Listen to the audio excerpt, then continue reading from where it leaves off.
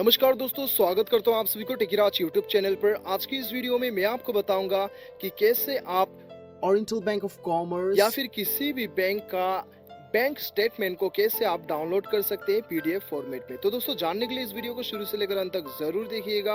और यदि आपने हमारे चैनल को अभी तक सब्सक्राइब नहीं किया तो चैनल को सब्सक्राइब कीजिएगा, बिल्कुल फ्री है। और उस बेल आइकन को जरूर दबाना ताकि मेरे हर अपडेट आप तक पहुंच सके। तो दोस्तों, चलिए बिना देर किए हुए शुरू करते हैं। तो दोस्तों, यहाँ पे मैं आपको बताऊंगा दो तरीका जिसके मदद से आप अपना बैंक का स्टेटमेंट को डाउनलोड कर सकते हैं पीडीएफ फॉर्मेट में। तो दोस्तों, सबसे पहला तरीका जो है वो आप अपना ईमेल आईडी के जरिए से अपना बैंक स्टेटमेंट को डाउनलोड कर सकते हैं। हाँ दोस्तों, आपने बिल्कुल सही सुना। यदि आपने अपना ईमेल आईडी जो है बैंक में रजिस्टर करके रखा है तो वो केस में आपको क्या करना होगा, आपने जो भी ईमेल आईडी को रजिस्टर किया है अपने बैंक में उसे लॉगिन करना होगा। और अपने इनबॉक्स में जाने के बाद में आपको ऊपर सर्च करना होगा, बैंक स्टेटमेंट आपको सर्च करना होगा। ठीक है, आपका बैंक का नाम और स्टेटमेंट आपको टाइप करना होगा। जैसे आप टाइप करेंगे सबसे ऊपर आपको बैंक का स्टेटमेंट का जितना भी फॉर्मेट है वो आपको शो करेगा।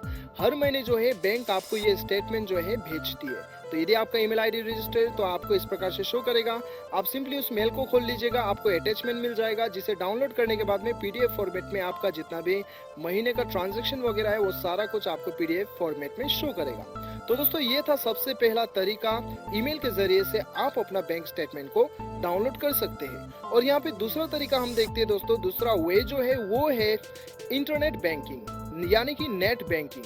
यदि आपका नेट बैंकिंग एक्टिवेट है तो आपको क्या करना है, आपको सिंपली लॉगिन करना है। पासवर्ड और आपका जो भी आपका पासवर्ड और यूजर आईडी है वो भर के आपका बैंक का इंटरनेट बैंकिंग लॉगिन करना है। लॉगिन करने के बाद में आपको अपना इंटरनेट बैंकिंग के अकाउंट के अंदर में ही आपको वहाँ पे अकाउंट स्टेटमेंट का ऑप्शन दिखाई देगा, उसे क्लिक कर लीजिएगा। और वहीं पे आपको कौन कौन से महीने का आपको स्टेटमेंट चाहिए वो सारा कुछ शो करेगा। आप वहीं से पीडीएफ डाउनलोड कर सकते हैं।